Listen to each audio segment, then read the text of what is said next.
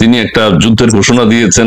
আপনারা এই 300-400 জন যে হত্যার চেষ্টা করেছেন সেটা কিভাবে কোথায় সংগঠিত হয়েছেন, আর একসাথে আপনারা 4-5 জায়গায় খুন করার চেষ্টা করেছেন, সেইটা কিভাবে একদিনে সম্ভব করেছেন এটা যদি একটু বলেন। এই আপনার বিরুদ্ধে যেহেতু 5টা মামলা, সেহেতু আপনারা এই 300-400 জন একসাথে কোথায় কোথায় গিয়ে হত্যার চেষ্টা করেছিলেন একটু বলেন।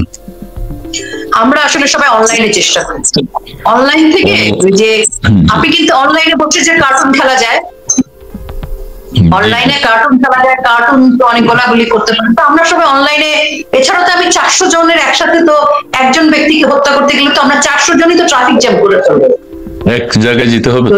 আমার মনে হচ্ছে যে দেশের বাইরেও ছিলেন অনেকে, দেশের বাইরে যেমন কানাডা থেকে, ইউএসএ থেকে, অনেকে অস্ট্রেলিয়া আছে, বিভিন্ন দেশের থেকে, এবং বাংলাদেশে আমরা মানে সমস্ত নেতা কর্মীরা সকলে মিলে যার যার ফেসবুক থেকে গেমস এর মধ্যে গিয়ে আমরা আসলে এই গেমস এর মাধ্যমে আমরা হত্যার চেষ্টা করেছিলাম, এজন্য আমরা ব্যর্থ হয়েছি।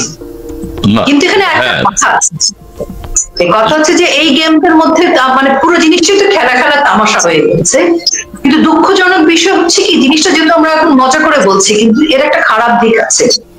তখন এরকম অনেকের নামে মামলা হয়েছে যাদের ছোট বোন আছে, ভাই আছে, স্কুলে পড়ে, কলেজে পড়ে, বা কোথাও চাকরি করে, তার মা হয়তো কোথাও জব করে, তার বাবা কোথাও জব করে। এই যে মানুষগুলোর সামাজিক ভাবে তারা যে আজকে যেখানেই যাচ্ছে সেখানে মব বাহিনীর দ্বারা কিন্তু তারা হেয় প্রতিপন্ন হচ্ছে।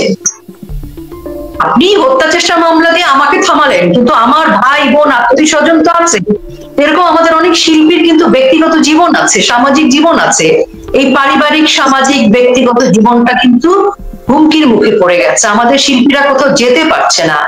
একটা শিল্পীর আপনি মানে সম্ভবের কথা চিন্তা করেন, আমাকে এটা বলতেই হবে, তাদেরকে এখন এই সমস্ত হত্যা চেষ্টার মামলার বিপরীতে তাদেরকে যে সকল হুমকি দেওয়া হয়, কিন্তু ভাববেন না খালকেটে যে কুমির এনেছেন সে কুমির আপনাদেরকেও কামড় দিবে। মানে আপনাদের মামলা নাই, কিন্তু আপনাদের কিন্তু ওই অজ্ঞাতনামা মামলায় গ্রেফতার করতে পারে, আর গ্রেফতার করার জন্য আজকের এই মাস্টার মাইন্ডদের কোনো মামলা লাগে না।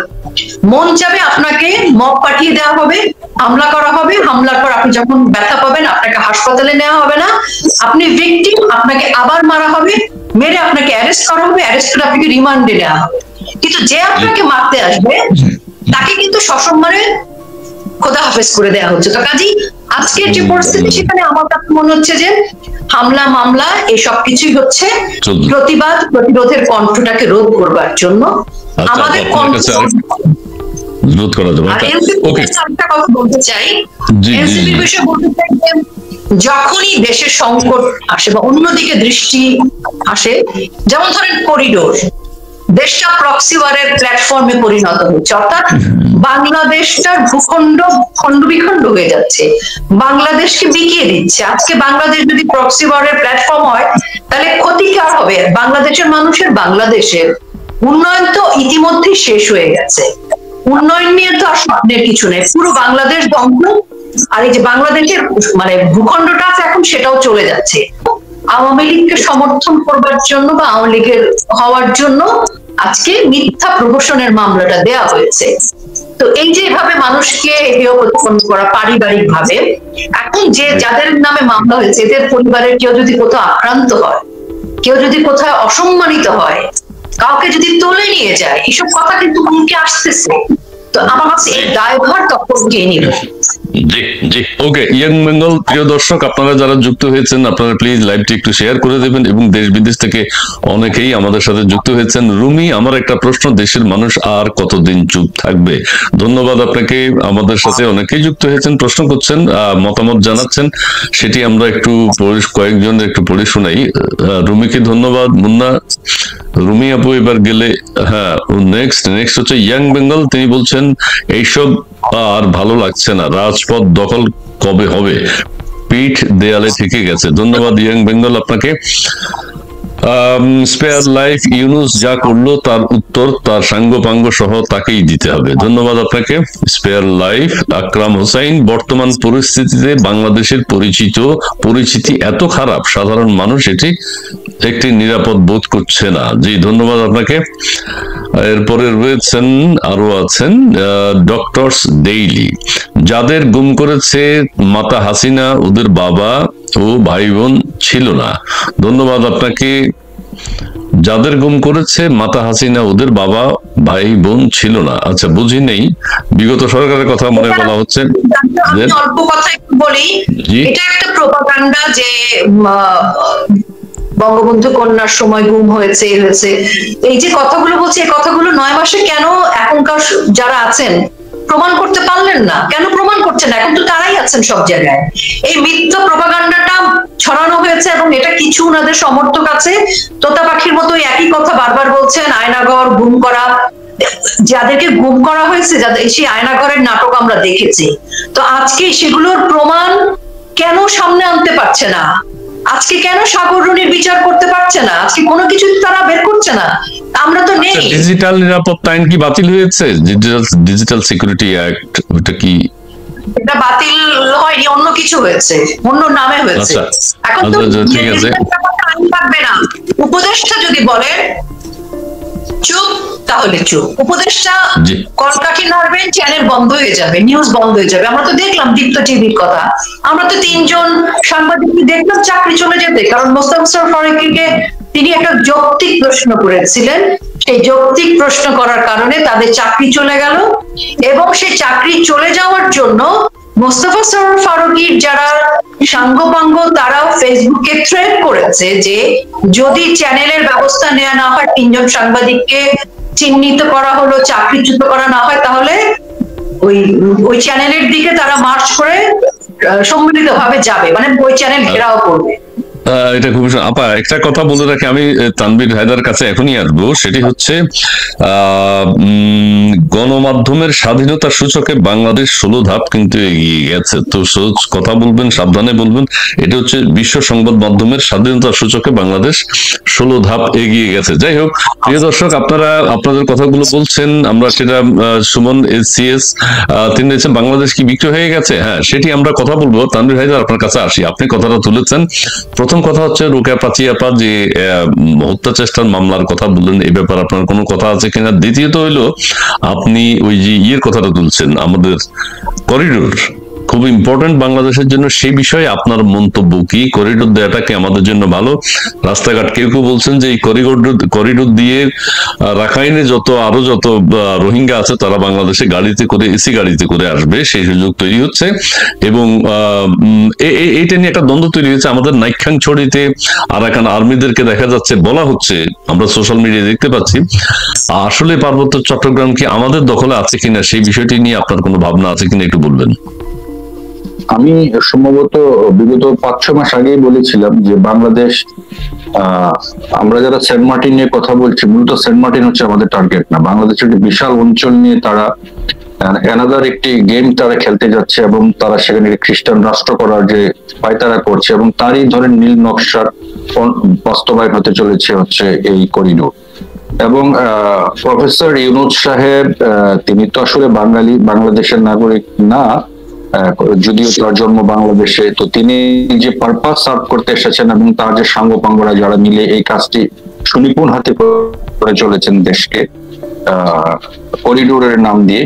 এবং আপনারা জানেন যে মানবিক করিডোর অতীতে যেসব দেশগুলো দিয়েছিল তার উদাহরণ খুব একটা বেশি নেই, এবং তারা কেউ কিন্তু আর শান্তি ফিরে পায়নি।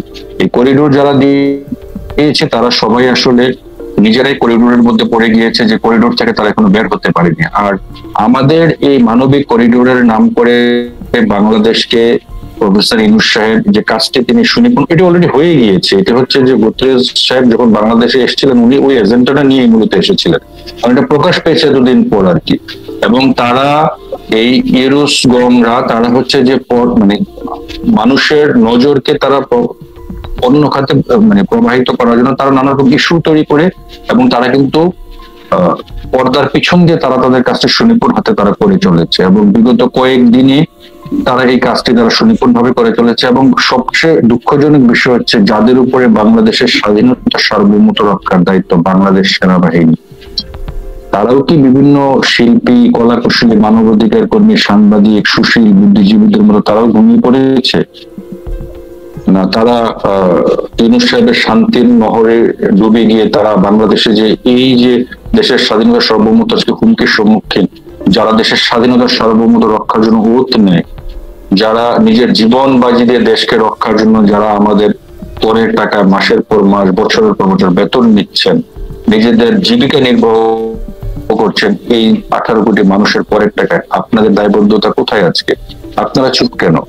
এই প্রশ্নগুলো এখন এসেছে। নাট্যচরিতে দেখেন আজকে ওরা প্রকাশ্য অস্ত্র নিয়ে ঘুরে বেড়াচ্ছে। আপনারা বিভিন্ন চ্যানেলে দেখতে পাবেন, ইউটিউব চ্যানেলে কল্যাণে রামু ক্যান্টনমেন্টে অলরেডি নিষেধাজ্ঞা জারি করা হয়েছে, সেখানে কোনো অফিসাররা বাইরে যেতে পারছে না, তারা নানা রকমের বিধিনিষেধের আলোকে পড়েছে রামু ক্যান্টনমেন্ট। এবং এই মানবিক করিডোরের জন্য প্রফেসর ইউনূস সাহেব যেমন উনি রোজার মাসে আপনার অ্যান্টনি গুতেরেস সাহেবকে রোজা রাখিয়েছেন, পাঞ্জাবি পরিয়েছেন, নামাজটা শুধু বাকি ছিল, সেটা হয়তো পড়ালে জাতি বুঝতে পারতো, নামাজটা পড়তে পারতেন, নামাজটা শুধু পড়াননি। তাছাড়া যা যা করার সব নাটক মঞ্চস্থ করে, এবং উনি ঘোষণা দিয়েছিলেন যে আগামী বছর তারা মাতৃভূমিতে ঈদ পালন করবে। এই খুশিতে ঠেলায় ধাক্কায় রোহিঙ্গারা চিন্তা করছে যেহেতু আগামী বছর ওই দেশে আমাদের দেশে আমরা ঈদ করতে পারবো, তো কুরবানি ঈদটা ইউনূস সাহেবের সাথে করার জন্য তারা আবার অতিরিক্ত প্রায় 1.5-2 লক্ষ লোক চলে এসেছে, যেহেতু কুরবানিটা ইউনূস সাহেবের সাথে করে আমরা আগামী বছর একসাথে ঈদ করবো। এই ধরনের নাটক বাংলাদেশে, গুজব, মিথ্যা, এগুলো আর কতদিন? আর এখানে সবচেয়ে আমার কাছে দৃষ্টিকটু মনে হচ্ছে কি, বাংলাদেশে যে অন্যান্য রাজনৈতিক দল আছে, যে রাজনৈতিক নেতারা আছে, তাদের অবস্থান হিরো আলমের চেয়েও খারাপ। অ্যাটলিস্ট হিরো আলম প্রতিবাদ করে যে ফেসবুকে স্ট্যাটাস দিয়ে যে বাংলাদেশের ভেতর যে করিডোর মানি না, এবং এদের অবস্থান এতটাই নগণ্য, এরাদেরকে রাজনৈতিক নেতা বলতে আমার এখন লজ্জা বোধ হয়। এরা কি রাজনৈতিক নেতা না রাজনৈতিক হিজড়া, সেটাই আমি এখন বুঝতে পারছি না। যদি যাদের ভিতরে বাংলাদেশের মিনিমাম প্রাণটুকু থাকতো, যে বাংলাদেশকে যদি তারা স্বীকার করতো, তাহলে তারা এর এটলিস্ট সহজ সরল ভাষায় তারা এটা প্রতিবাদ করতে পারতো। তারা কি নিয়ে বিনিয়ে আমাদের সাথে কথা বলা, বিএনপি মহাসচিব তো বলেছেন আমাদের সাথে কথা বলা হয়নি, কথা বলা দরকার ছিল। করিডোরের বিরোধিতা ওনারা কেউ করছেন না, কিন্তু কেউ শুনবেন না। তাদের কথা ছিল কি, আমাদেরকে নিয়ে বসা দরকার ছিল, আলাপের দরকার ছিল। বিএনপির যুগ্ম সিনিয়র ভারপ্রাপ্ত ভাইস চেয়ারম্যান তিনি লন্ডন থেকে বয়ান দিয়েছেন যে নির্বাচিত সংসদেরই এখতিয়ার আছে করিডোর দেওয়ার, তার নির্বাচন দেন, বিএনপি করিডোরের পক্ষে। তার অর্থটা কি, যে নির্বাচিত সংসদেরই এখতিয়ার আছে করিডোর দেওয়ার।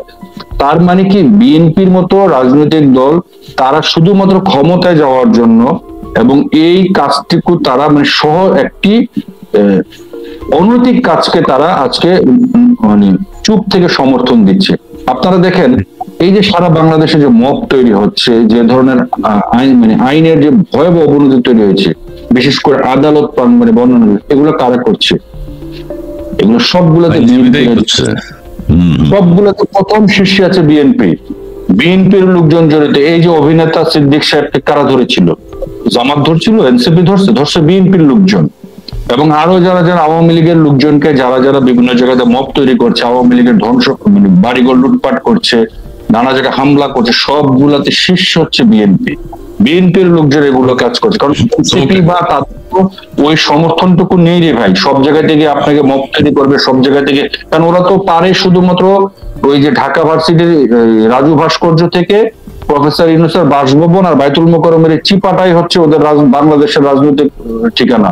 এর বাইরে এদের ঠিকানা এখনো গড়ে উঠেনি এবং এটা গড়ে ওঠা সম্ভব না।